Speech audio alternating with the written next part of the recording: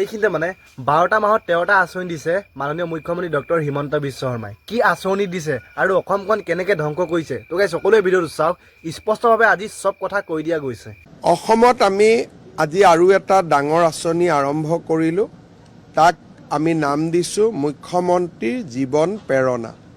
সাধাৰণতে degree pass কৰাৰ পিছত লগে লগে ল'ৰা ছোৱালীয়ে চাকৰি নাপায়। স্পষ্টভাৱে চব বস্তুবিলাক বেছি এদায় কৰিয়ে দিলে আৰু 12টা মাহত 13টা আঁচনি দিয়া মানুহজন হৈছে ডক্টৰ হিমন্ত বিশ্ব শৰ্মা। কি কাৰণে? নিৰ্বাচনত জিকিবৰ কাৰণে। এতিয়া কি কৰিছে? মুখ্যমন্ত্ৰী আঁচনি হেনো। বাপৰে, আৰু অসমখন কিমান ধ্বংস নকৰিব। চব বস্তুটো এদায় কৰিলে, 2 লাখ কোটি টকা ঋণ লৈ পিনে থৈছে। এতিয়া সেইবিলাক প্ৰেৰণা আঁচনি দিছে, একো নাই বাৰু, দিছে দিয়ক। কিন্তু তাৰে মাজত কথা এটা কৈছোঁ, কিছুমান মূৰ্খ মানুহবিলাকে এইটো ভাবে মানে যে আঁচনি দিছে চব ভালে কৰিছে, কিন্তু আমাৰ লিখীয়া মানুহবিলাকে এইটো ভাবোঁ আমি যে ইমান পইচা ঋণ লৈছে কেনেকৈ ধাৰটো মাৰিব। যেনেকৈ যদি আপোনালোকৰ চৰকাৰ যদি নাথাকে তেতিয়াহ'লেতো ইখন চৰকাৰেতো ধাৰ মাৰোঁতে 10-15 বছৰ গুচি যাব, লাগি যাব।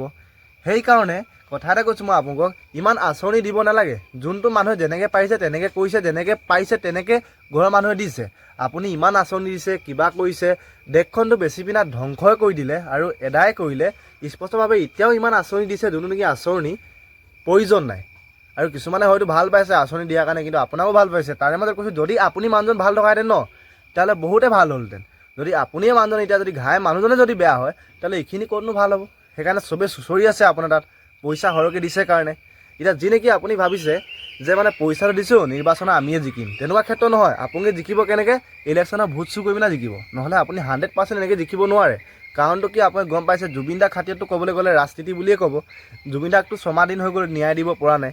ক'তো ন্যায় দিব? যদি আপুনি থাকে তেতিয়াহ'লে ন্যায়টো পাছৰে কথা, হেৰিটোও নাপাম চাগে, এনেকুৱা অৱস্থা হৈ গৈছে।